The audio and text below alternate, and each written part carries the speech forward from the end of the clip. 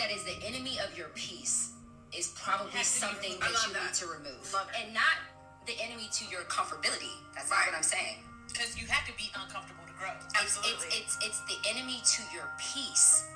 What brings you peace? And I think the reason why we don't always know our non-negotiables because we don't know what brings us peace. That is a clip from the Know For Sure podcast. You guys will testify to the fact that I've never played a clip. I always open each episode with a quote. But that snippet from that podcast episode was so profound. I felt that the only way to do it justice was to play it here on the Toy Talks podcast.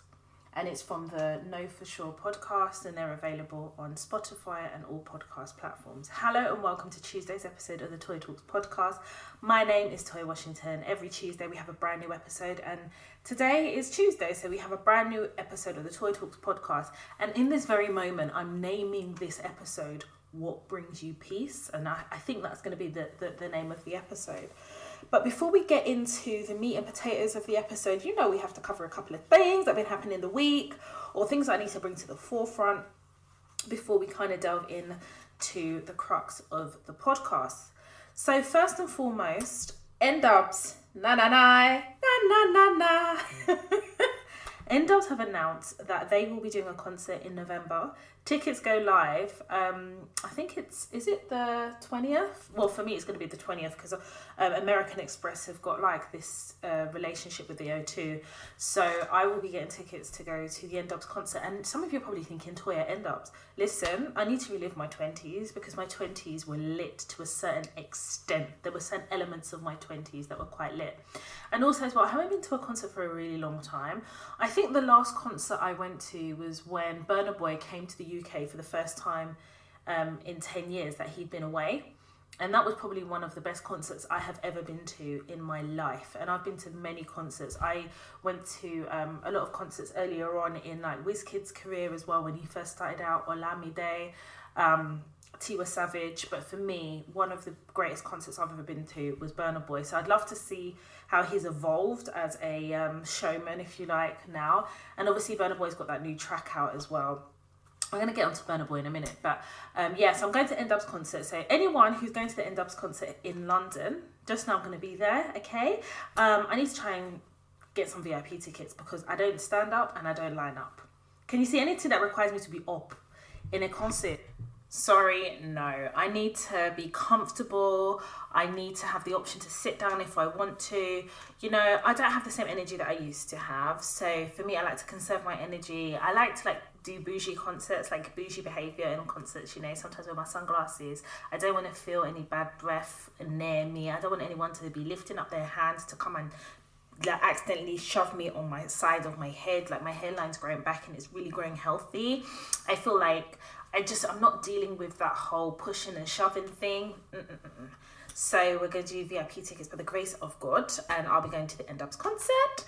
Also as well, James Corden recently shared with us that he washes his hair every 2 months and he doesn't spend more than 3 to 4 minutes in the shower each time. Now that's assuming that he showers every day. I'm just going to say this, right? There is a certain demographic that continues to push the narrative that hygiene is optional rather than an obligation and a way of life of living. And I wanted to really hope that COVID taught people the importance of cleanliness and the importance of maintaining personal hygiene. But what I'm realizing is unless hygiene is kind of something that you grow with, you know, something that is instilled in you for a long time, you know, not even for a long time, it just instilled with you as a child. You can't grow as an adult and then appreciate hygiene and cleanliness. I'll give you an example.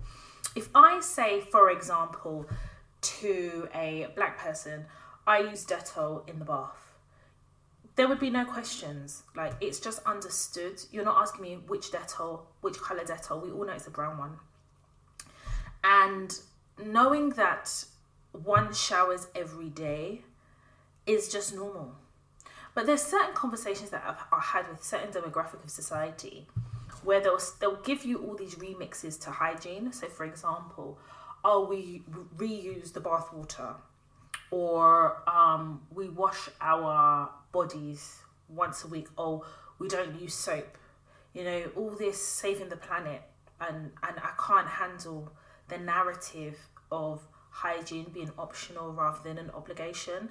And I do think it's a cultural thing as well. Like, I genuinely think that.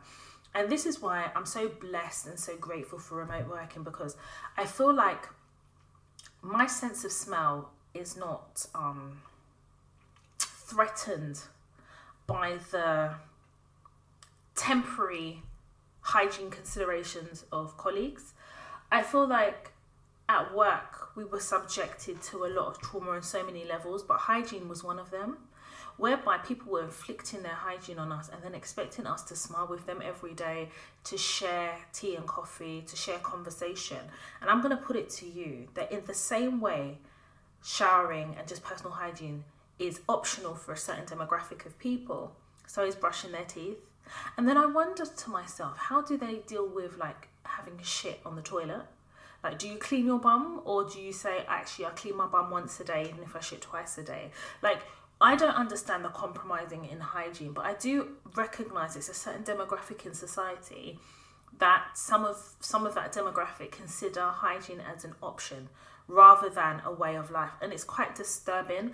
And I actually find it a threat to civilization as we know it, because this is then what they're going to teach their children. Their children are going to go to school with our children and try to inflict the same on us. It's like a vicious cycle.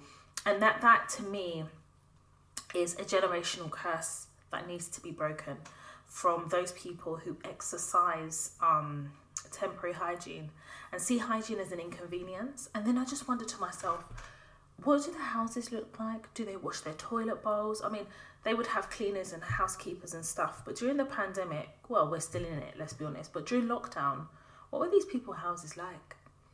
You can't leave your house. You're spending time in your house. You're spending time with yourself. I know these people wasn't washing. There's no way. There's no way. If you're not washing on a very good day, on a very bad day, is that when you're going to wash? It's just disgusting. And then I just think about like menstrual cycles, and is one changing their pads frequently? Are you having multiple showers in a day because you're bleeding? I don't even want to get into that. I know that some of you are listening to this in the morning, maybe before breakfast and definitely before lunch. Then I apologise in advance. So I've named this episode What Brings You Peace. And the reason I've named this episode that is obviously because of the snippet from that particular episode that triggered a lot of thoughts and conversations within myself. And also, I feel like this is a two-parter episode, so we're going to call this part one. And I want to talk about what brings one peace in relation to work, because that is what we do here. We teach, guide and educate Black women how to navigate the world of work safely and in turn highlight the path of our success. And, you guys will know that we have so many episodes where we talk about different themes, different topics that affect us as Black women. This podcast, this platform is to Black women, for Black women, about Black women. This is a safe space for us to share, for us to come together in community and unpack, take off the layers and the armor and be vulnerable in a safe space. And I'd like to believe that this podcast and platform creates that safe space. I'm very aware and very hypersensitive to the fact that a lot of us, when we go to work, I'd like to say a lot of us, but it's all of us. When we go to work, we're just focused on being great at what we do, developing, and more importantly, making money. And the option would always be to be in a peaceful environment to be able to do that. And I find when you're working in white-dominated organisations and industries, unfortunately, you're not met with that peace. So what happens is you seek peace, you don't get it back. And then when you choose violence, and when I say violence, I'm going to define the violence so that it's not misunderstood, because I'm not going to define it every time I use it in this episode. But the violence I'm talking about is when you meet people where they are and you give them the heat that they give you. Yeah? One doesn't want to be in a situation whereby we're having to tap into that side of us to be able to assert ourselves, to seek the peace that we entered organizations with. I have an episode, not every battle. Not every battle is your battle to fight. Not every situation is your battle to fight. Not every problem is your battle to fight. And in that episode, and I'll put it in the show notes as well. I'll actually put the episode in the actual title, so that you guys can go ahead and have a re-listen. I do talk about picking your battles, because it's really easy to fall into a trap of fighting every battle. And sometimes the balance of walking away versus, if I walk away, am I not asserting myself enough in a situation? Sometimes finding that balance is really difficult. And I think within myself, it's always been about, what do I get out of this? Like, what am I trying to get out of this situation? If I meet this person where they are, what am I trying to get out of this situation? And usually 9 out of 10, it's the peace.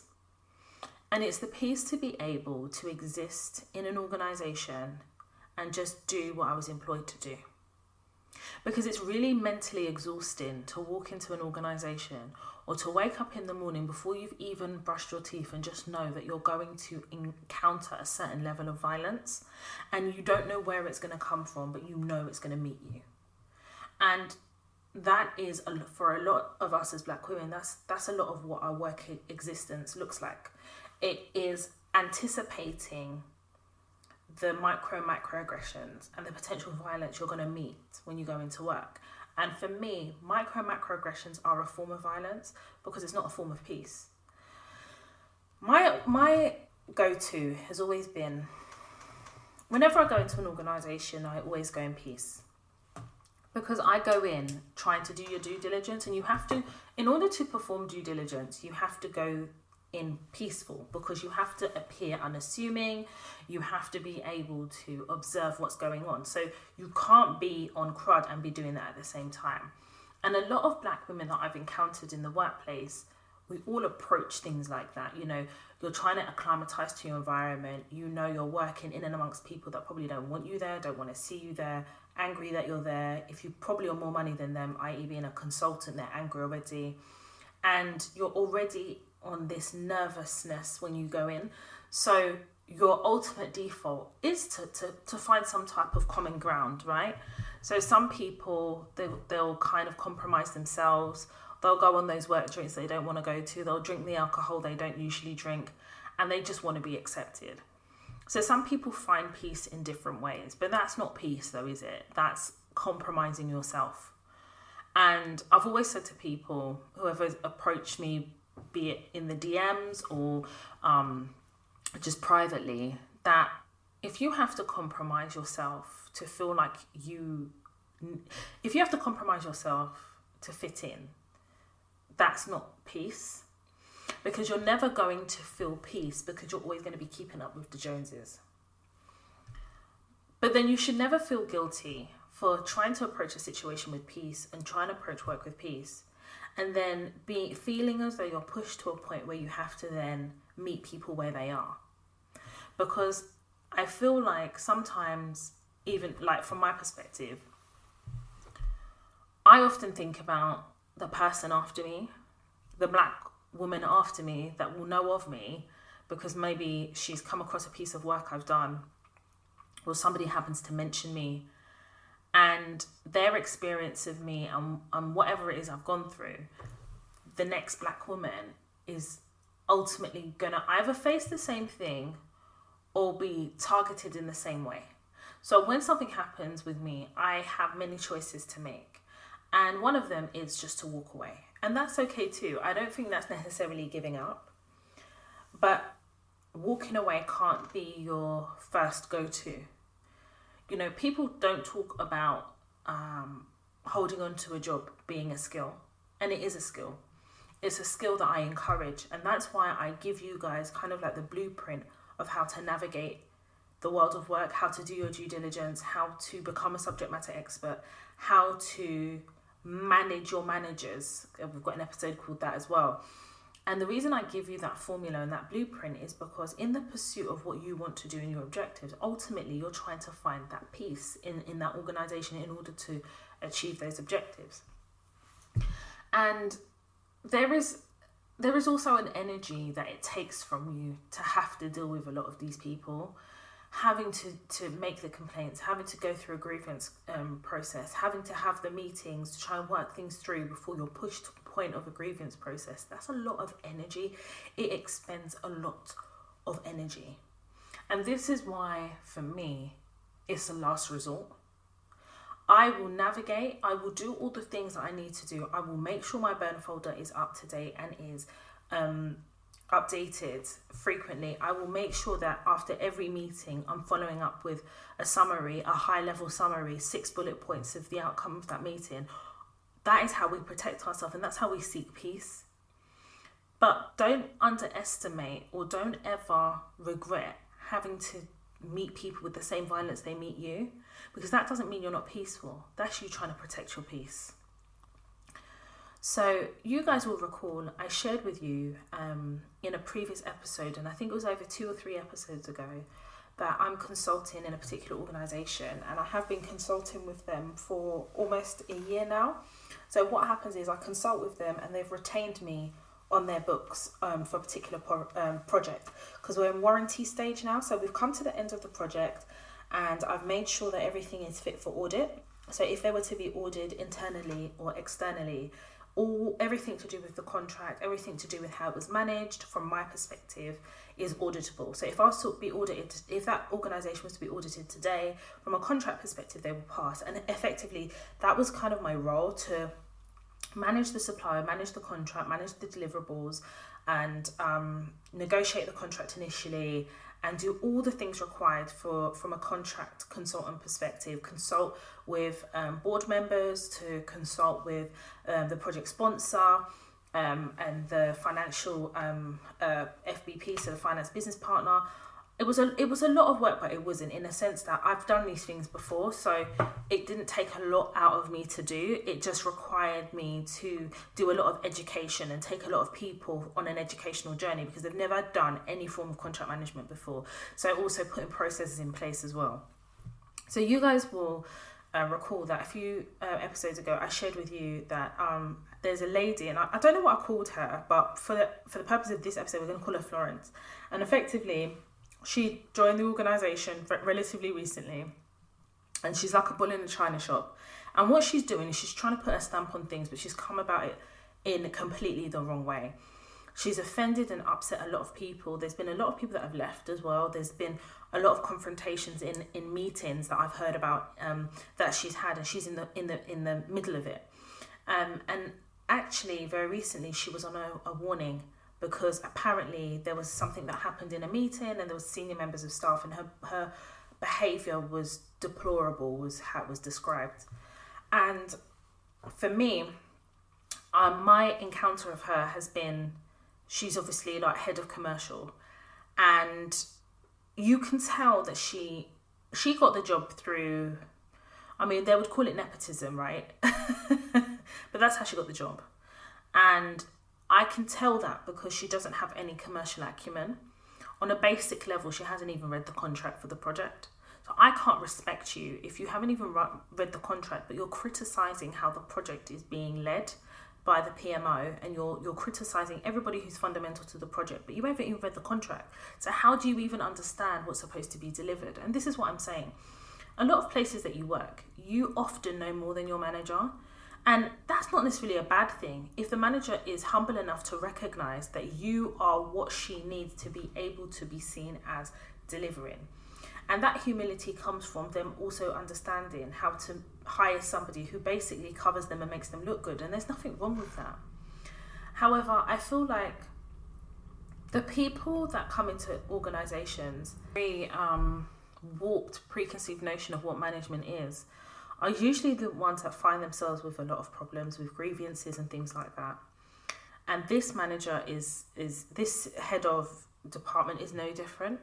Her behaviour, the way she talks to people is disgusting. And I shared with you guys that in an email to there was quite a few people on this email thread, and she basically said to me that I need to do the foundation course for contract management within the organisation. They do a foundation course, and she wants me to do it. And there was other things that she said in this email, and to be honest with you, I dragged her and ripped her a new one because I replied to her and I put her in her place. And I made it very clear to her that if she has an issue with the way I deliver or anything to do with what I do, then she needs to talk to the project sponsor who hired me. And it's not for her to address it in that forum. And I made sure that I replied to all in that email. And I made sure I did it in that way because that's the audience that she chose to disrespect me. That's the audience that she chose to violate my peace. She chose to violate my peace.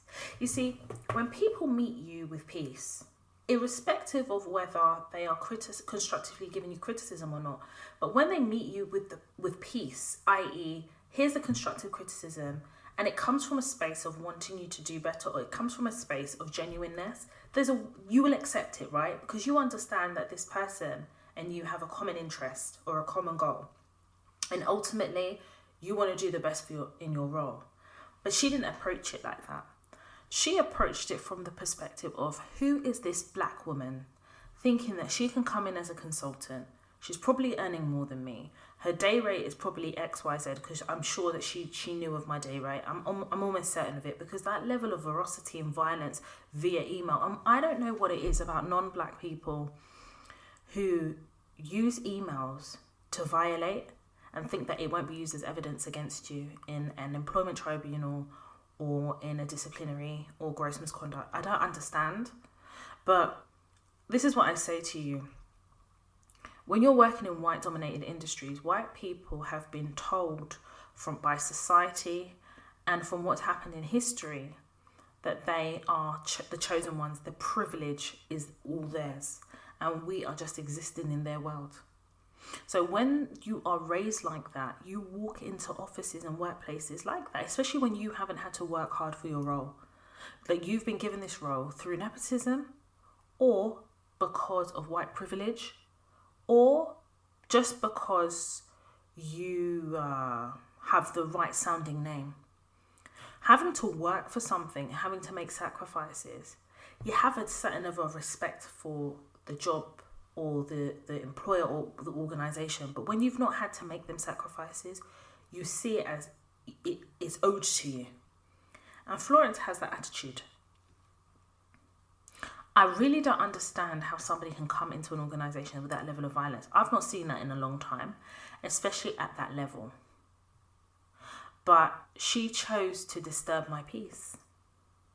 You see, at the beginning of the episode, and I played that clip, the lady talks about knowing what your non-negotiables are. And my non-negotiables range from day rate expectation, cultural fit, organisation, deliverable, length of contract. In order for you to be successful in a job, one of the things that you need to have to be successful is knowing what your non-negotiables are. Because if you don't know what your non-negotiables are, that means you'll accept anything. And if you accept anything, that means that you've also accepted not to have any type of peace. Because accepting anything means that you're open to all. When you have non-negotiables, you are protecting your peace. And I don't think people really deep what non-negotiables actually means. In order for me to live the life that I want to live, in order for me to be happy and to protect my peace, I have to have non-negotiables. And for this particular episode, I'm talking about the non-negotiables in work. I'm not even talking about the ones in life yet. That's episode part 2. But your non-negotiables at work. One of my non-negotiables is I'm not going to accept disrespect. When you personally attack me and you undermine my credibility, not because of anything other than your own ego, you're disturbing my peace. And that is a non-negotiable. Florence has been goading me for a while. And I've just been ignoring her. Because in her goading me and me not responding to her is frustrating her. So she's doing more and more stuff. So for example, after I'd sent that email, I think I shared with you guys, she put in a meeting, she apologized. I've got it all in writing. She even said in her email, it wasn't my intention to be aggressive. And at no point did I call her aggressive. So she has deduced herself, and she knows within herself that she was being aggressive. And this is a turn up for the books, isn't it? Because we in the workplace are told that aggression is only associated with black women. Society tells us that, and it's not. Aggression should be associated with all, because everybody has a potential to be aggressive, and that is the truth. So recently, so I've been ignoring her. She's, after that whole exchange, she apologized, whatever. I set my stall. I was very clear with her. I'm not going to accept this behavior. You're on a one-time warning. I will not accept it. So, however, I said, if you're apologizing and I can accept the apology to move on, but should you display this type of behavior again, I will recall this situation, and I reserve the right to recall this situation as evidence of a pattern of behavior. I've warned her, I've told her. Again, we're seeking peace, isn't it? So we're giving chances. Let's be honest. When you make a grievance and complaint, they try to talk you out of doing it by saying, oh, let's have an informal chat. And you've got to be so clear with what your non-negotiables are, because you get to decide whether it's formal or informal. It's not HR that decides that for you. You get to. But they tell you what it is. And that's unacceptable. You have to have non-negotiables when you go into an organisation, because those are the boundaries that you're setting for engagement. It doesn't matter if you're a junior member of staff. It doesn't matter if you have no experience whatsoever. As soon as you go into the world of work, you have a duty to create boundaries. And you have a duty to protect your peace, because workplaces will send you mad. My mum, when I was growing up, my mum's earlier career, she was a social worker before she became a civil servant. And I obviously grew up in Tottenham, North London, and my mum, as a social worker, she did adult social care. And she would go into these homes and stuff, and she would sleep in. I know a lot of parents did that, around my mum's generation, especially where I grew up. And I never forget, there was a time me and my mum was in Tesco's and Seven Sisters, and my mum knew literally everyone, and everyone knew my mum. And there was a man, and I'll never forget him because I haven't seen him in years. And he was obviously, by appearance, quite scruffy. My mum later told me that he was homeless and everything, and that how he was a client in the home she worked in. He was he had mental health issues, so what they do is they give them independent, I don't know the correct terms, but basically they want them to live independently, so they give them money and stuff like that. So my mum said to me, whenever you see somebody talking to themselves and they're mad, that's what she said, you see them and they look mad and they act mad, she goes, I want you to understand they never started off that way.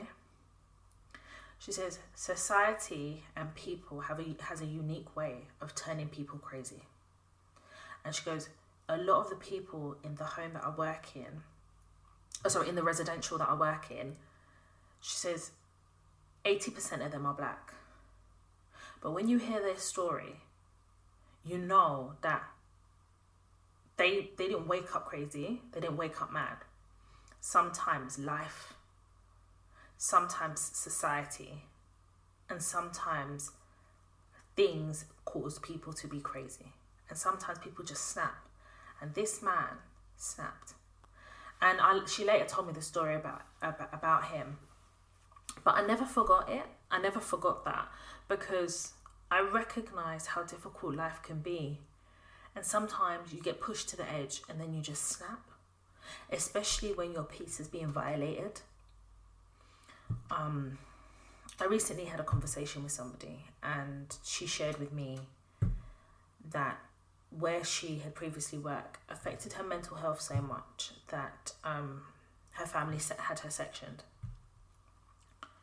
And she says, Toya, your podcast has been the only thing getting me through, because I needed someone to legitimize my feelings, because I never wanted to snap, but I had to keep taking it, and I had to keep taking it. And she says, the verbal abuse that I encountered at my workplace, I endured it for 3 years, Toya, of abuse. And then I felt shackled to that workplace and I felt like I couldn't leave. And then the only way I left was to snap. And now I've been sectioned, but I realised I never really left. I've just been trapped in a societal, I've been trapped in a societal trap that you go to work and you work hard. You're not good enough. They treat you like shit. You snap. You end up in an institution. And she says it's like a vicious cycle because people then don't make it out. And then they become a casualty of society. And it really made me think when she said that. And she said, Toya, how do I protect my peace?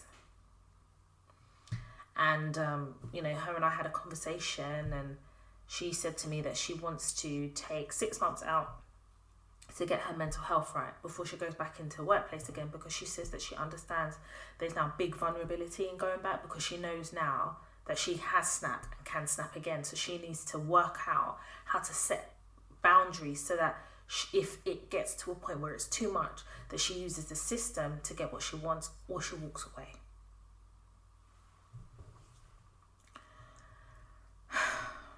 The conversation weighed quite heavily on me because, we talk about mental health on the podcast a lot, right?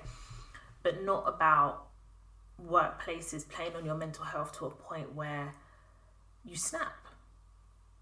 And for me, my peace is so important that if I ever feel like I'm going to snap, I'll leave. I will leave. And I made that promise to myself after I'd left Goldman Sachs, because I feel like working for Goldman took me to the edge. It took me to the edge. When somebody's throwing papers at you, when someone's abusing you across a table for doing your job and giving them commercial advice, and then other people thinking that they can do the same, that weighs on your mental health because you don't know what you're walking into any one day. That level of anxiety is unhealthy. But then also as well, it magnifies itself in different ways.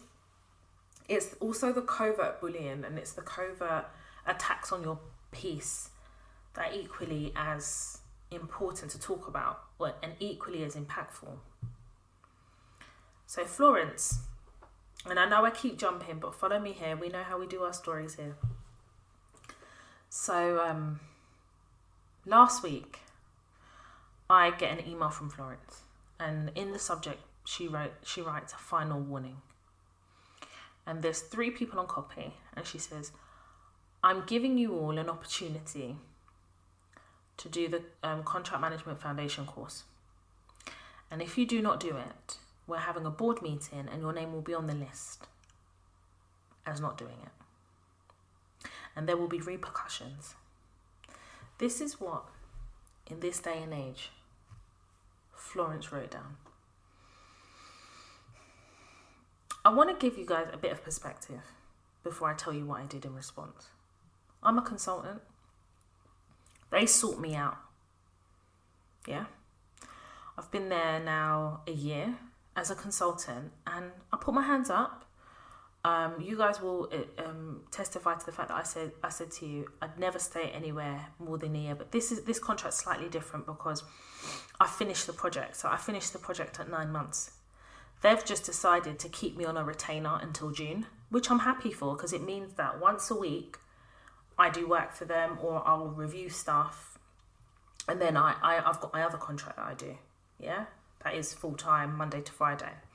So this to me is like pocket money. That's how I look at it, it's pocket money. But even in my 1 day a week, this woman is looking for my problem. This woman is looking for my problem.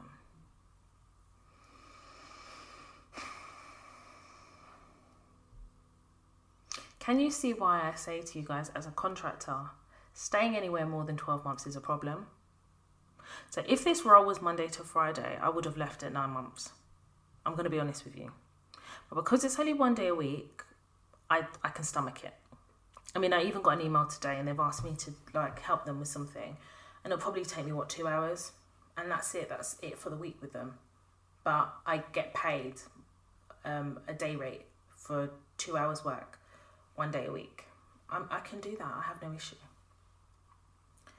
But you can understand now when I say to you about creating boundaries, because I sought peace by giving Florence a chance. And it wasn't even a chance. It was just that I just didn't want to do it with her.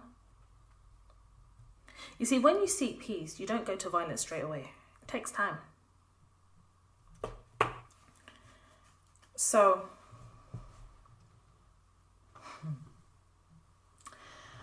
when I received the email, I thought to myself, no. Because I know when I leave, there could potentially be a black woman that replaces me, maybe. And if I don't deal with this woman, she's going to use that as an opportunity to mistreat the next black woman.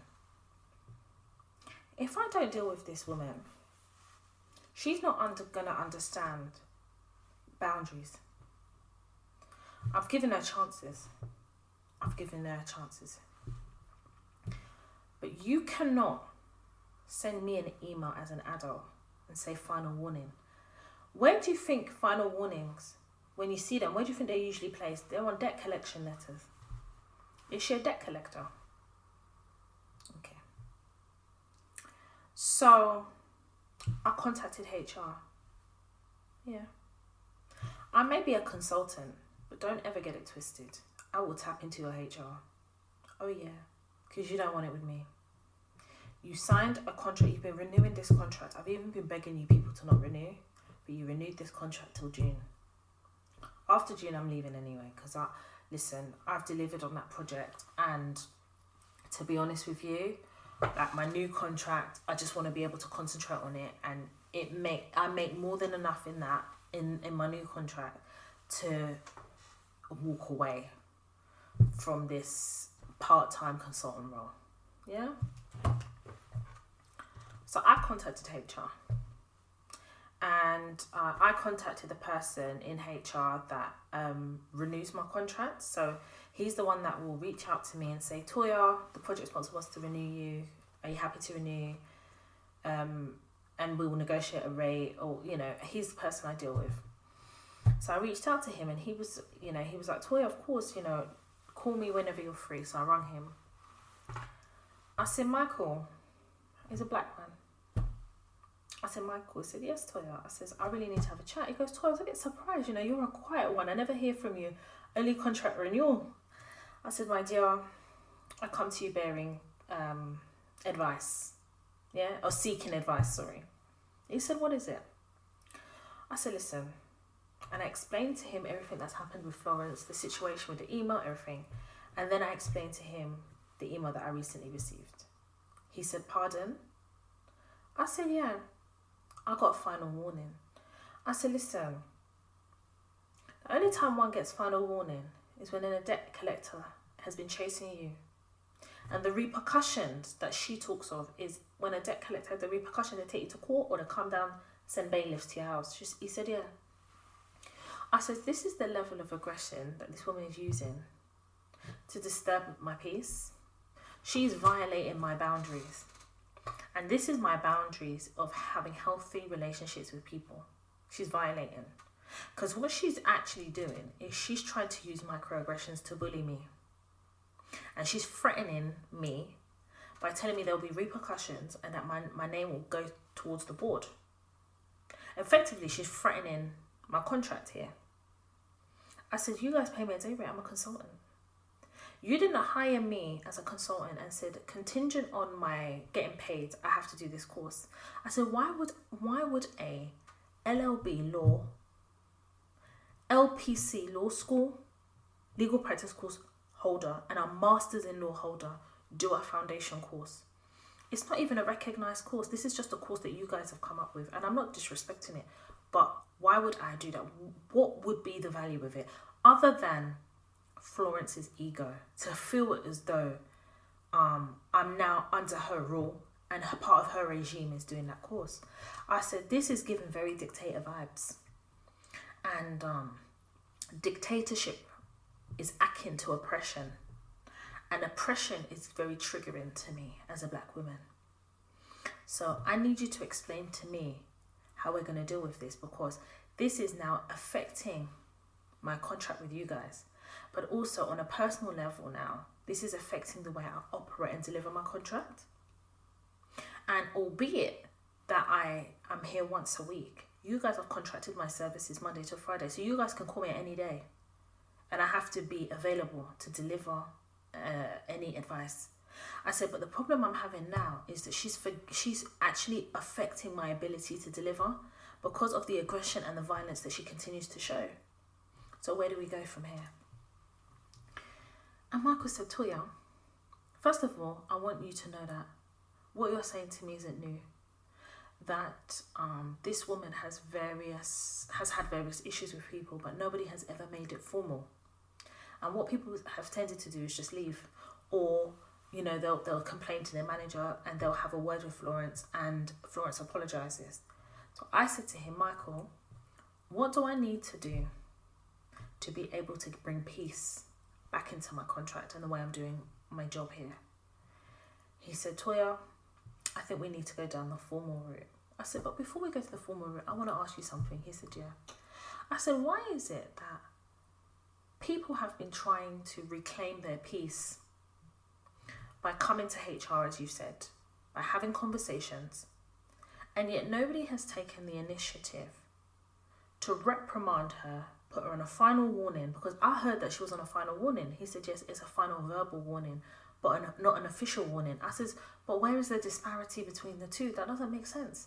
This sounds like somebody who's being protected at the expense of everybody else's peaceful enjoyment of their job.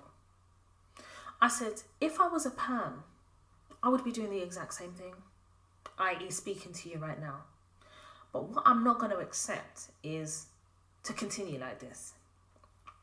But what I'm not understanding is why HR haven't supported people by either getting rid of her, putting her on an official final warning, as you've said. Why are we here? And it enabled me to realise, again, I tell you guys, sorry for people that work in HR, but HR ain't shit. That's what it shows me. HR ain't shit. And this is why, for me personally, I've got to be honest with you. The ability to be able to be a consultant is great. But I'm going to be honest. Whether you're a consultant or whether you're perm, the violence is still the same. It's about how you deal with it. I've got to be honest. But there is a comfort I feel that I could just walk away. I'm on, they have to give me 1 week. No, they have to give me 2 weeks notice. I only have to give them 48 hours. That's what I baked into my contract. Because I need the ability to just walk away if I want to. Do you understand? Because that's, for me, the freedom in being able to be a consultant. It gives me peace. I don't want to feel as though I can't be a perm because I've got commitment issues anyway. I need the freedom to be able to walk away because that's how I protect my peace. But this contract's slightly different because, let's be real, I'm getting paid good day rate for 2 hours work 1 day a week. You understand? I'm here for the money because I've already delivered the contract. So I have to be here for the money. What else am I here for? But this woman doesn't want to give me the peace to just enjoy my money. So I'm going to make a formal complaint because I looked at the complaints procedure and it's not just afforded to people who are perm. It's a complaints procedure afforded to all. And at the risk of them turning to me and saying, Toya, we're giving you 2 weeks notice, I don't really give a shit. Because you've affected my peace. Which means that you have the potential to affect the peace of the person that will come in after me. That could possibly be a black woman. And I'm not going to have it. So I've got all my evidence, You guys know me already. I've got all my evidence. Michael said to me, he goes, Toya, it would have to take somebody of your strength to be able to get rid of her. I said, yeah, but why should it be my strength? Why can't it be the strength of human resources to just do the right thing? She's made people cry. This is what Michael told me. He confessed it. She's made people cry on calls, in meetings, on Teams meetings. She called somebody stupid on a call and said that she didn't say stupid. She said the person's behaving like, and still she's there.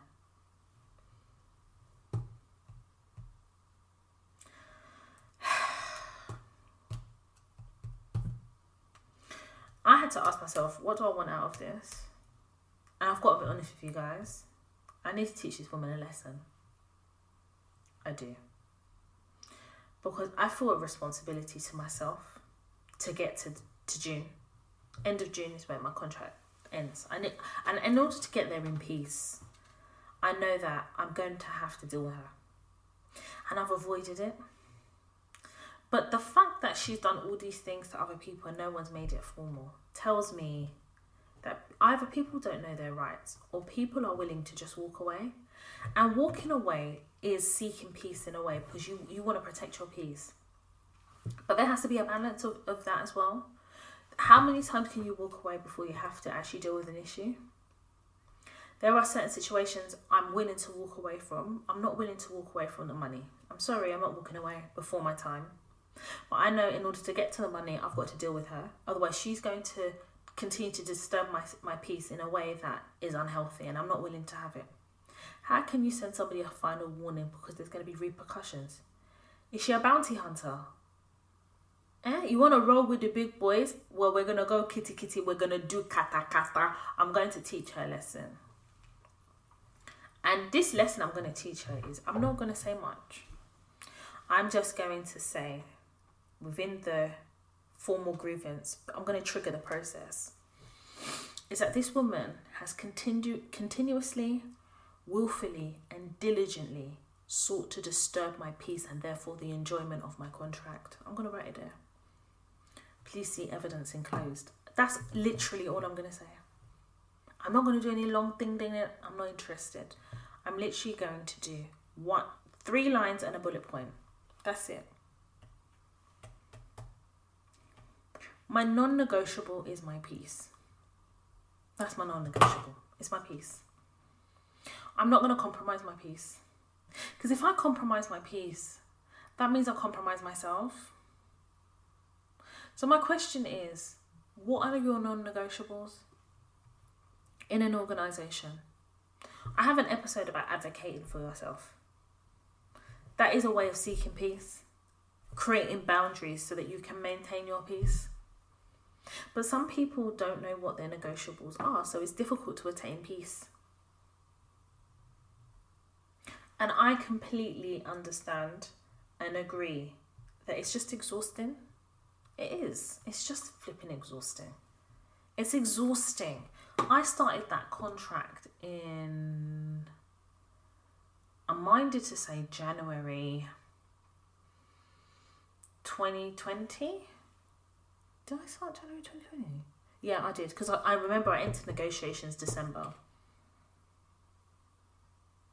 I know how much I poured into that project within the first 2 to 3 months.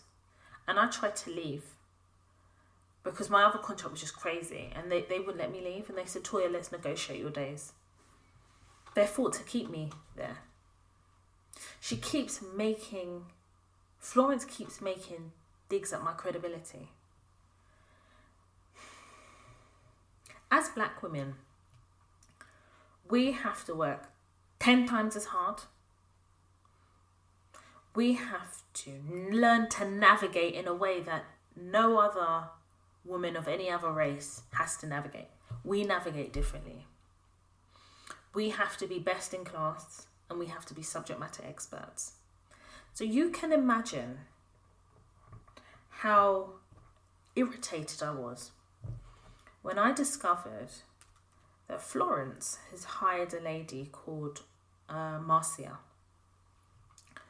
And Marcia is a fellow black woman. And Marcia put some time in my diary. I met her and everything. And she seemed cool. And she was working under Florence. So she's reporting into Florence. So imagine now when I find out that Florence, one of Florence's tasks was to review the contract I'd negotiated and put in place. Marcia was employed to review so one of her tasks was to review the contract I'd put in place and to find holes. Florence asked her to do that. And Marcia forwarded me the email. I don't know what prompted her to forward that email, but she says, Toya, and I don't even think she did it consciously. She says, Toya, please see email below. I've been tasked with reviewing the contract that you put in place. and seeing if there was any issues or discrepancies in the contract. Now, I don't think Marcia fully appreciated the magnitude of what she was sending. I think she was genuinely just trying to do a job.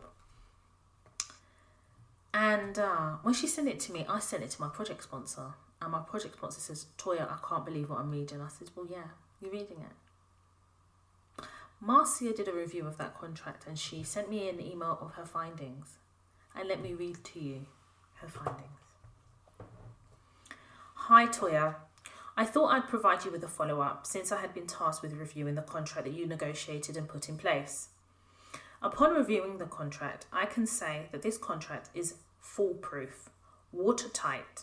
This is a very good, high-level, well-negotiated contract that protects this organisation and doesn't expose us to liability. I wanted to say that it was actually a joy to read this contract because for the first time in a very long time, I've been able to see what a foolproof contract actually looks like. And this is probably the reason why the supplier delivered against all the deliverables in the contract. I do want to get from you a few lessons learned just for my own knowledge and my own education and also to share with the team. I just thought I would give you the feedback, hence when I put you on notice that we were reviewing the contract. I'm hoping that this didn't upset you in any type of way, and I'm hoping that you understand the reason why I had to forward you the email below, just to provide you with some context. Anyway, 10 out of 10 for the contract, and we'll let the project sponsor know. Kind regards, Marcia. Evidence, eh? That's my evidence. So you're now trying to undermine my work. I'm a consultant, for Christ's sake. Don't get me wrong, right? In my line of work, right?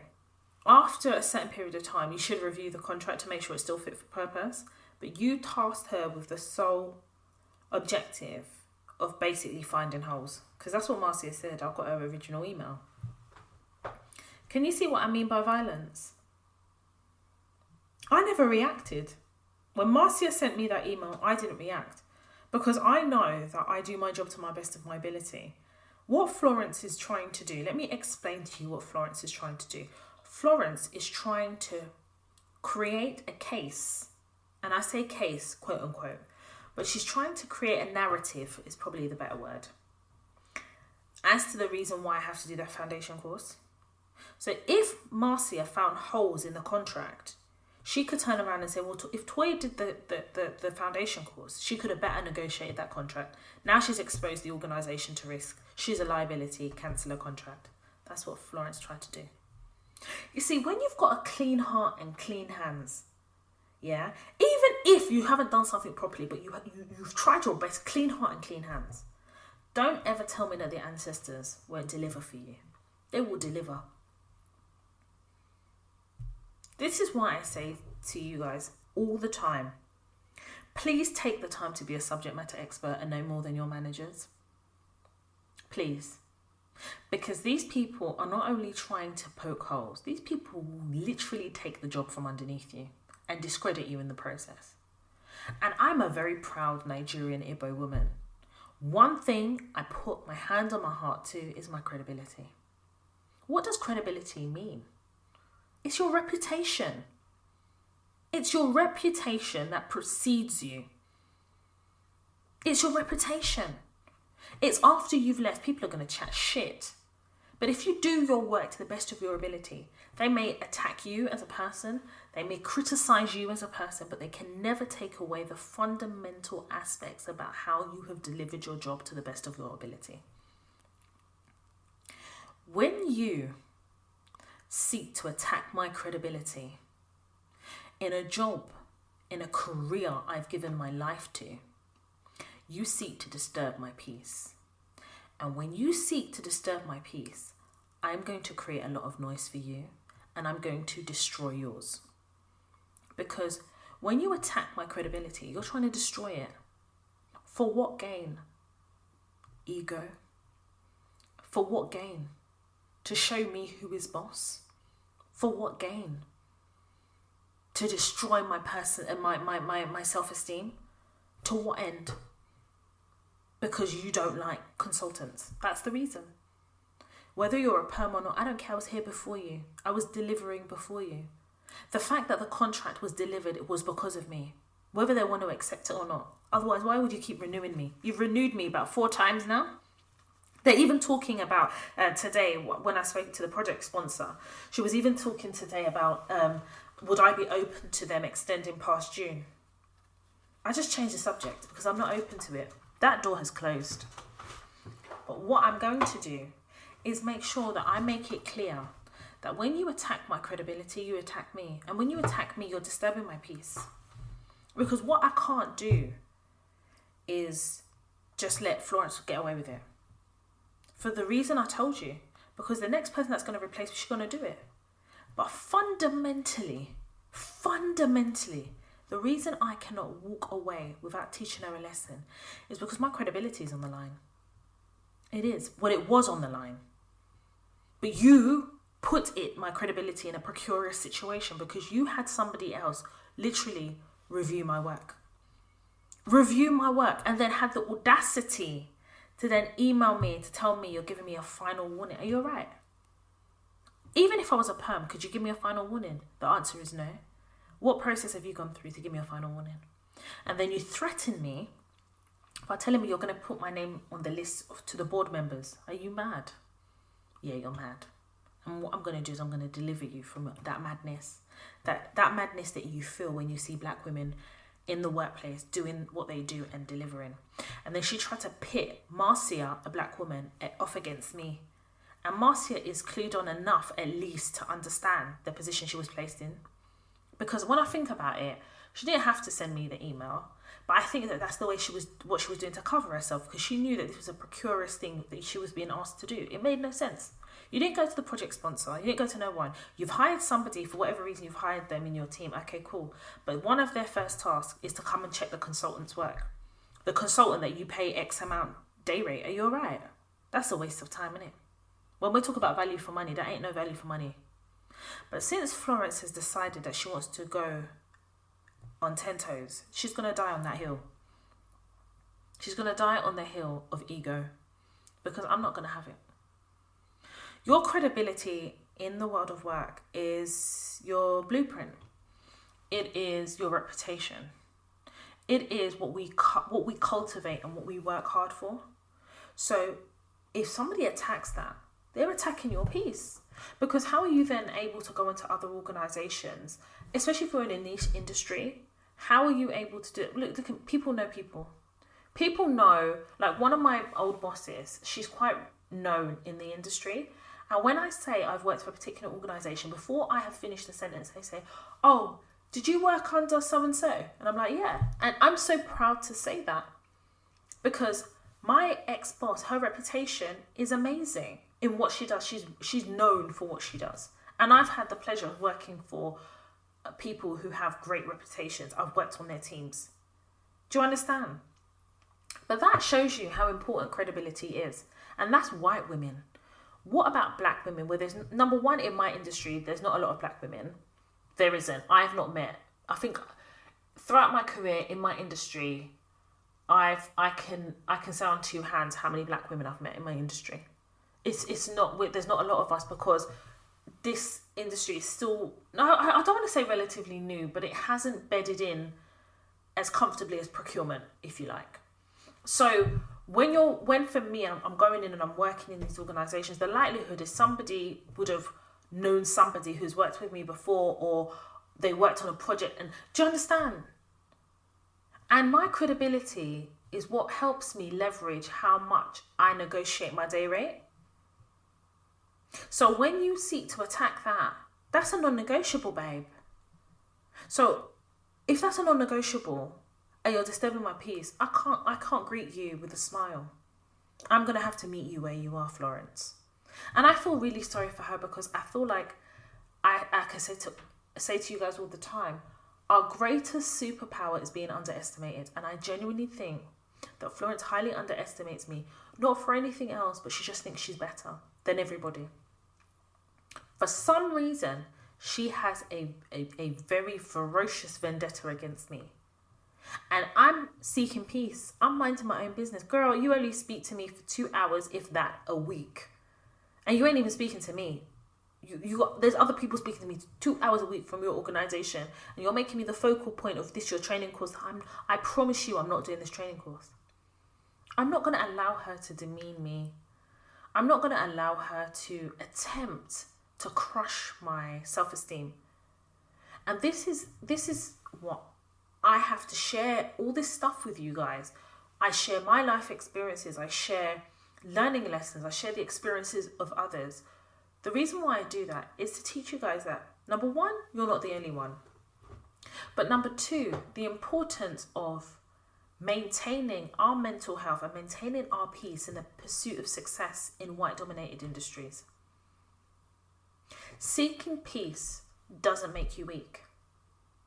Seeking peace is what you should always do, right?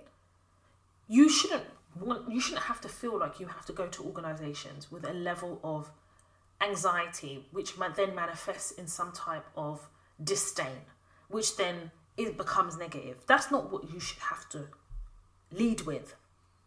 But these organizations, these people, these managers, they're happy to tip you over the edge and replace you and put an advert out for your job. So when we talk about peace, what brings you peace? When we talk about the world of work and trying to attain that peace, we're also talking about your mental health. We're also talking about being able to be centered in an organization to be able to be successful or deliver or to achieve your objective before you move on. But I'm going to say this right now, as controversial as this may be, the peace that you are seeking, you're never going to get it 100% in a certain organization. No. Because I feel like every organization has its madness, but it's about setting boundaries for your peace, for your peace of mind. If you do not create those boundaries, I promise you, you will continue to be tested until you snap. And the boundaries are showing people how to engage with you. There has to be a balance between, having a chit chat and a bit of a laugh with a member of staff and still maintaining your respect and still allowing people to know the boundaries that they can't cross. You see one thing with me, yeah? You see them cheap jokes that people call banter. You can't wrap a cheap joke in banter and deliver it to me. That's not how I move. That's not how I roll. I know I'm a nice person. I know that I love to laugh, just generally anyway. And once I've done my due diligence and I'm able to see where, you can tell a little bit of a joke here, a bit of a joke there, you'll know the boundary. You're not going to know about my life. You're not going to know about what if I'm married, or you're not going to know anything. Half of these people, when you ask about me, they don't actually know. They don't. Because I have to create boundaries to maintain my peace, because you give people an inch, they take a fucking mile, especially in the world of work, especially if you're remote or hybrid. I feel safer as a black woman being remote. But being remote has its own violence as well. Imagine Florence is doing all of this. I've never met this woman in person. This is all remote. All of it. All of it. When they're doing their team days, they know I don't come to them. I'm a consultant. I don't need to come to your team days. When you're putting certain things in my diary, team strategy, I don't come to them things. And my boss don't ask me because she knows I'm not coming to them things. But it doesn't mean, like today when we had a meeting, she was asking me how I spent my weekend. And I said to her, I was doing pyjama weekend. I wasn't doing no fucking pyjama weekend. I was busy. But she don't need to know. I was doing pyjama weekend. I was watching a couple of reality shows. Oh, what type of reality shows? Real Housewives of Atlanta. Just to let her know that I'm about my black women. Hello. But that's not the chit chat they want to have. If I tell her now I watch Love Island or Geordie Shore, that's the one that she knows, yeah.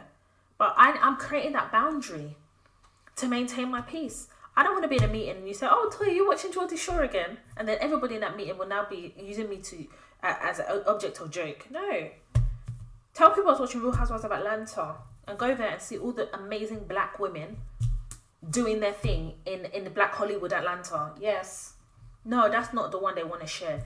They want to share the type of things that will make you the butt of their joke. I can never be the butt of anyone's joke in the workplace. Because again, boundaries and peace. Boundaries and peace. You can still be successful in organizations by creating boundaries and therefore pursuing peace. But never, ever, ever, ever restrict yourself from having to tap into the violence in which they deal with you, meet them with the same violence. They never expect us to advocate for ourselves because they're so used to getting away with oppressing us. They're so used to it. And in order for us to maintain our peace, you have to have non-negotiables. You've got to. You can still be a team player. You can still be personable and have non-negotiables. It's not one or the other. But a lot of you approach work like it's one or the other. A lot of you sell your souls to be able to fit in. Then when you get burnt, you get confused. You don't know why, and then you get angry. But you sold your soul. You put your non-negotiables in the bin. These people are never going to accept you. You need to understand that from now. These people are never, ever, ever going to accept you because they don't feel they need to. Never going to accept you because you're working in a white-dominated industry and they want to keep it white-dominated. They hire us because, number one, they haven't got choice because we come best in class anyway. We are more educated. We have more experience. So they have no choice and they want the best. So we are the best. They haven't got choice because diversity, quota and charter. And we're going to talk about that. About one organisation I used to work for when I was a perm, and they tried to put me on their website for diversity, how I dealt with that. They were mad and I dealt with them very well. You're not going to use me for diversity quota. You're actually crazy. You're actually eating cold porridge with ice water. Don't be mad. But the point is, if we're going to exist as quote unquote minorities where they are the majority, you have to have your non-negotiables, and you have to. And for me, those having non-negotiables is you seeking peace because those are the boundaries that you're setting for yourself and for them, and that is okay. Because let me be an example of what success looks like when you have non-negotiables and you set boundaries. My peace comes first. My peace comes first. And because my peace comes first, after June, I'm not negotiating. I'm not renegotiating. I'm leaving. I've got another contract, which I'm really enjoying at the moment. It's a lot of work, but I'm enjoying it. I'm having work-life balance and it's fully remote. It's ticking boxes. Let us learn that our existence in the workplace doesn't have to be intrinsic with trauma. We get to make choices. And when we make bad choices, there's also repercussions for making those bad choices. So I hope that I have brought to life this episode what brings you peace. And I'm talking about it from the perspective of what brings you peace in the workplace. And then pursuing that peace.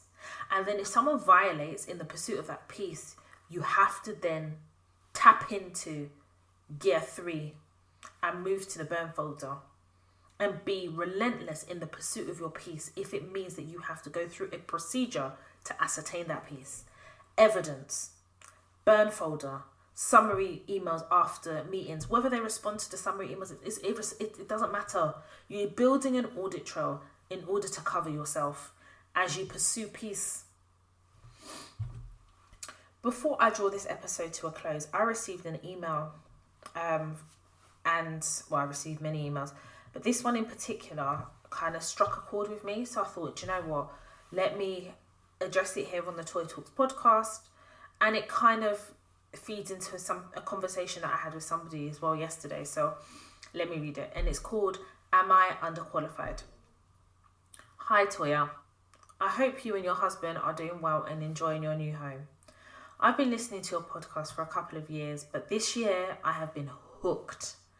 Your podcast encouraged me to look at my future and to figure out what I really want to do. So thank you for providing me with this guidance. It's really appreciated more than you know. Apologies, this may be a long one. My sister, it's no longer. It's just right. So I'm currently 25, but when I was 24, I finally figured out that I want to work in social housing. I've looked at the courses I want to do and plan to start studying in June. I want to get my Chartered Institute of Housing. That being said, I was offered the role of an assistant accommodation manager at a student accommodation at the end of November. I had just quit working in recruitment, so I was desperate for a new role and thought a lot of my skills and experience would be transferable, so I took the job. The money isn't great, but as I said, I had just left my last role and didn't want to be unemployed for too long. Since starting here, management is poor and I'm doing most of the work. It is extremely frustrating. I have mentioned to my manager that another assistant isn't doing enough and she does nothing about it. My plan was to stay here for at least a year for CV purposes, but I am beyond fed up and I have only been here since January. Oof. So January, February, March, April, May, so that's 4 months. I've been applying for housing roles and have had 2 interviews so far and have been unsuccessful in both. I've heard back from a few others, but the money wasn't great, so I didn't pursue an interview. Do you think I should keep applying or wait till I've gained my qualification to make sure I really stand out and can be a subject matter expert as you've told us to be? The rejections have affected my self-esteem and has made me doubt whether I'm able to get into my chosen field. Thank you so much in advance. So your questions to me is, the first one was, do you think I should keep applying or wait till I've gained my qualification? One of the most difficult things about applying for jobs is rejection. It's really difficult because you feel like you're not good enough. You feel as though you're lacking something. You feel as though something is missing, especially when you don't get the feedback. So you're not able to kind of, put it into perspective. I often found that I took breaks from applying for jobs. So like I might take a month break. But the advice I'm going to give you is this. You don't have to wait till you're fully qualified before you apply for the jobs that you want. Because number one, no one who is qualified has it all. There's always room to grow and there's always room for more experience.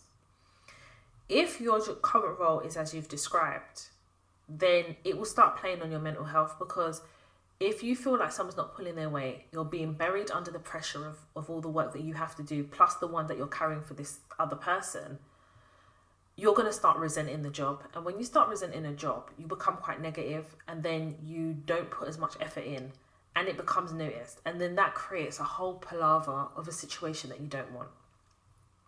So what I'm going to say is, I think you should take a few weeks break from applying, because I think that there needs to be some rebuilding of a dented self-esteem because of the rejection. And that's normal and it's healthy, right? It's normal to feel like your self-esteem is kind of being bruised, but equally as well, are you getting the feedback? I know some organizations say, oh, we've had to interview quite a lot of people so we don't give feedback. But even in the interview, there's a way that you can get feedback in an interview. And I have an interview masterclass, so go ahead and have a listen to that. It's on the toytalks.com website. But I'll give you an example. In an interview, I would say, I ask certain questions. From what you have gained from my personality, do you think my personality could be a fit for your organization? And that is a way of kind of ascertaining how they view me against their criteria versus whether they see me as a fit. You could also ask the question, is there anything in my CV that you think maybe you would need more of to consider me a viable candidate for this role? Do you know what I mean? There's a way that you can get feedback, and it's in the way you ask questions. Because for me, I think it's so important when you get feedback, because even if you don't get a role, feedback allows you to know where the gaps are. I think that we need to come away from the idea that in order for us to get the job we want, we have to be fully qualified. And that's not true. You see, the reason why there's a massive pay disparity between men and women is because of audacity. Men have so much audacity, full stop. Men have so much audacity in every aspect of their lives, including the world of work. And this is the reason why you'll find a lot of men who are unqualified for jobs in those roles earning a lot more than women. Women typically allow themselves to be placed in a position where we have so much doubt that we will see roles, and unless we tick everything in a job description, we're not applying. A man will tick 2 things off that job description that he can do, and he will find a way to use his transferable skills. He will find a way to cover the fact that he doesn't know the other things, but he'll get himself the role. Audacity has to be at the forefront of you when you're applying for roles, because that is the only way you're going to get yourself into a job that you want. And let me say something to you, and this was due to a conversation that I had yesterday with someone. I said, listen, it is healthy to not tick every single thing off in a job description before applying. There has to be room to grow. And I'll give you an example. In what I do for a living, there is a financial aspect. And if you know anything about me, I am shit at maths. Oh my God, I'm crap at it. And number one, I think it's because of my dyslexia, but I think also as well, I just have a disdain for maths. So I can do the basics, right? But anything that asks me to do like value for money and all this calculation, I'm shit. But you better believe that if I am being put forward for a role, if an agency has called me, if I'm approaching an organisation about a consultant role and they ask me about the financial aspects of a contract, I will tell them all the things that they want to hear, because I can guarantee you that when I get into that organisation, there will be a finance department that will have to proof all the financials about my contract anyway. So I already know I'm covered. So why would I go there and say, oh, I'm not really good with financials, it's not something I'm great at, but I'm willing to do it? I won't come out with them things. I will tell you, yep, I can do the financial analysis, I can do this, the value for money, this, that, and the third. However, I would always look for sign off for my finance colleagues who will own the financial relationship. Can you see what I've done there? I've told you I can deliver, knowing full well that you've got a whole finance department that will deliver that aspect for you. If you want me to manage it and oversee it, I'm great at that. I don't need to tell you what I'm not good at. And this is the thing, isn't it? Men won't sit there and tell you the things they're not good at. They'll tell you all the things that they're great at. And the things they're not good at, they'll find a way of learning it when they get in the job. We don't want to do that. We want to be great with everything beforehand. And then by the time we apply for that job, babes, it's filled. It's filled. We have to approach jobs with audacity. And this is a very important thing that I'm saying to you. Approach jobs with audacity. The audacious audacity to get that job, to do it well. You're always going to learn on the job. Listen, the contract that I'm in now, that I've taken, there are aspects about the contract that I don't know. Yeah? I just don't know it, because I've just not had to work in this particular way before. But you better sure believe that I'm using all my transferable skills. And in the interview, when the manager asked me, have you done X, Y, Z? I said, oh yeah, I've done them before. I wouldn't sit here and tell you I'm a wizard at it, but what I will say to you is that this is where my experience lies. And as far as I'm concerned, in the role, this is where one can, elevate and add da-da-da-da. She was nodding her head ferociously. Because it's not for you to tell people what you're not good at. It's for you to tell people how you can add value to make even that thing better. Now I'm in the role. Listen, I'm doing it. And then I'm tapping into my stakeholders who are going to sign off on that. So they are the ones that are going to have actual responsibility to sign off on the things that I'm not comfortable with, because actually the obligation sits with them. It doesn't actually sit with me. It sits with me to manage. Can you see what I'm saying? If these people could find somebody to tick every single box, the job wouldn't be advertised longer than a day. The reality is, not everybody's going to be able to tick every single thing, but you're going to still apply. Do you know why? Because you can do it, You should do it, and you have to have room to grow. If you know everything, how are you going to grow in a role? How are you going to do that? Because you know everything. That means you're not even going to be there for long. How can you add value to an organization and to a job that you're applying for? That's what you need to focus on when you go to interview. How can I add value?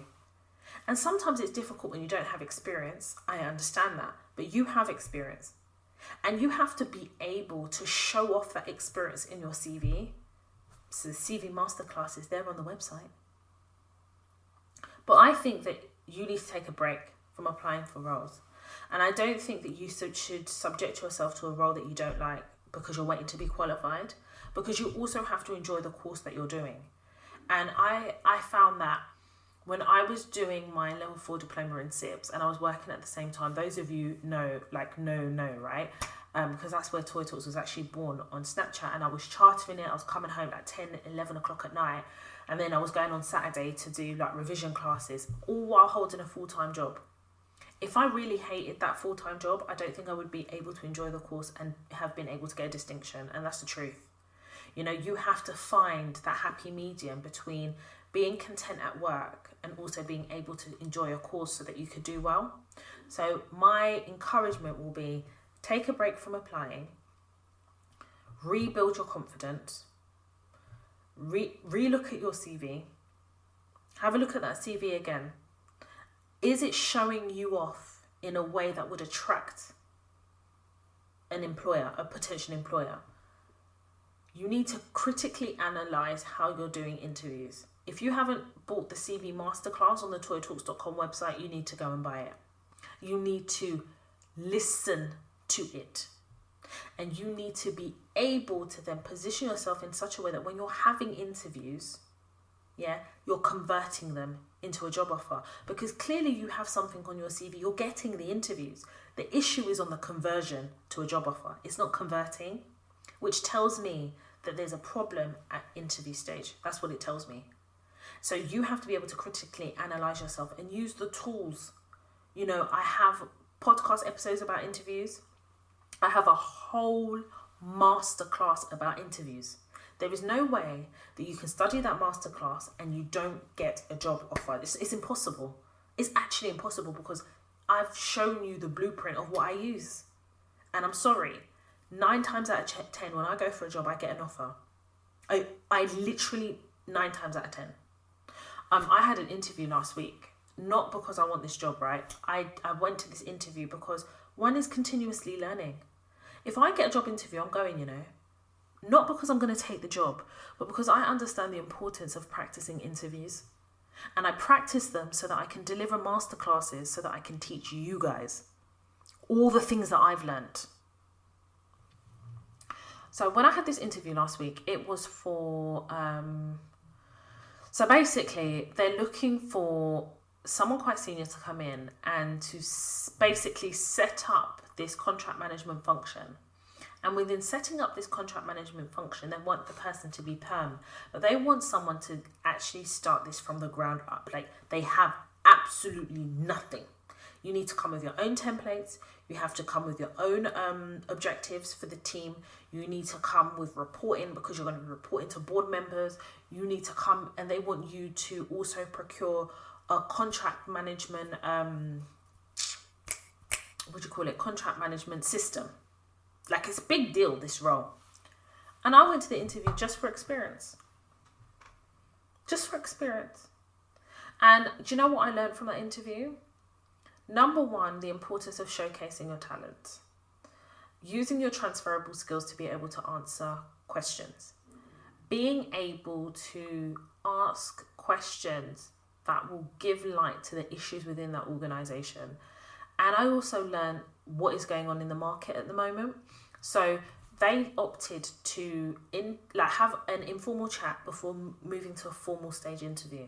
You know what that tells me? That organisation and that role is so problematic that they need to sift through personalities before they actually take you to the real stage interview, which tells me wahala day. And this podcast is what brings me peace. That role could never bring me peace or anybody peace. But it was important for me in my development, in my career, to go to that interview. So for me, I'm always going to go to interviews, but I'm not looking for a job. And that's the truth. I'm happy as a consultant. I'm not going to go perm in the foreseeable, but an interview is an interview, whether it's perm or as a contract. That's how I look at it. So hopefully, Queen, that answers your question, and hopefully giving you enough of an overview and an insight into my view on your dilemma, and keep me updated. And I'm wishing you nothing but the best. And also I want to commend you on your vulnerability and your honesty, because I know that when you're not in a great place, sometimes it's difficult to kind of confront the honest truth about how you're feeling. So I really respect that, and I hope that I have given you some comfort in kind of how you approach your dilemma. So I'm going to leave it there. As I always say, I'm prompted by the ancestors, and the topics that I cover are for the benefit of us. And I genuinely want all of us as Black women to be able to win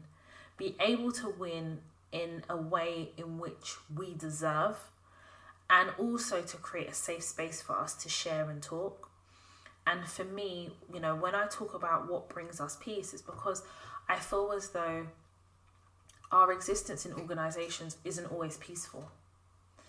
And we may come with the best intentions, but sometimes we are having to deal with uncomfortable, confrontational, and often toxic situations. So if I'm able to do an episode that talks about the pursuit of peace, I'm willing to do it. I'm willing to be vulnerable. I'm willing to be honest about my own experiences, and also bring the experiences of others. What is also important is finding peace within ourselves. And it doesn't go above my head that things that happen in life affects the way in which we operate at work. And this is why I said that this is a two-parter. So there will be a part 2 at some point. What brings you peace? So as I draw this episode to a close, to pay my condolences and respect to the victims and the victims' families of the massacre that happened in Tops Supermarket in Buffalo, New York. Senseless killings and murders of Black people at the hands of a white man who decided that his racism needed to be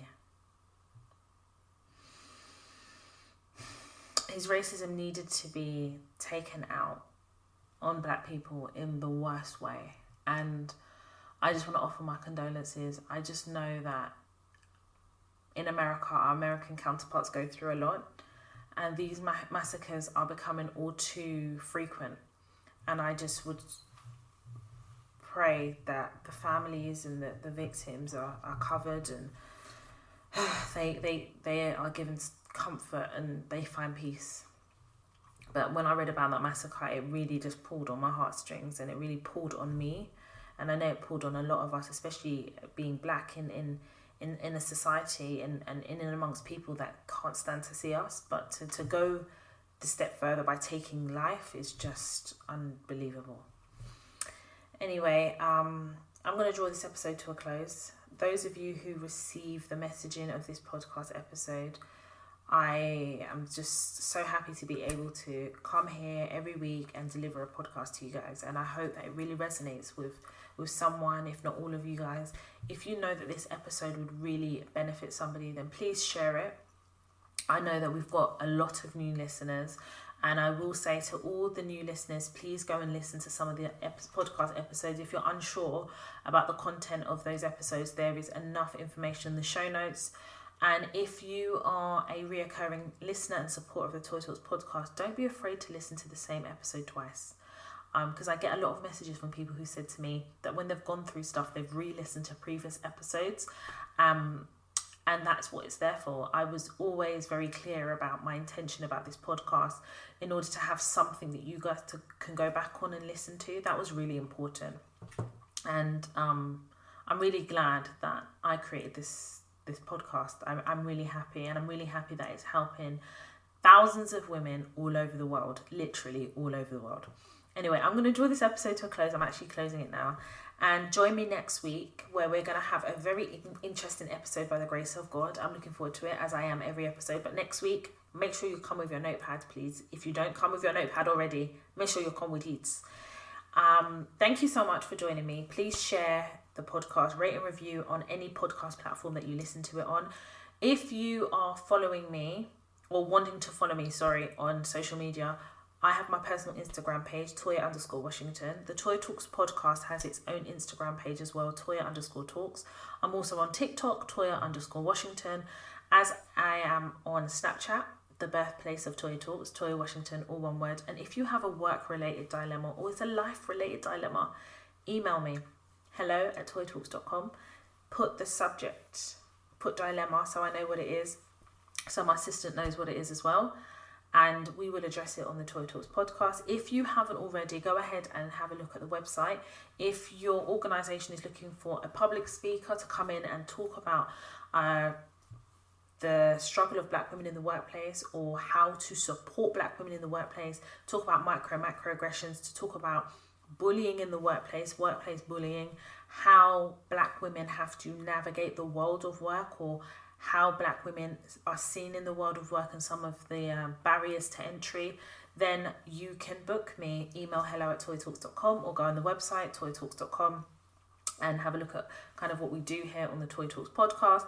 And of course, if you want to purchase a masterclass, we have them on the toyatalks.com website. We have some pending masterclasses coming at you very soon. So make sure you keep abreast of all the things that are coming up with Toya Talks on toyatalks.com. Thank you so much for listening. I appreciate you all. My name is Toya Washington, and you have been listening to the Toya Talks podcast.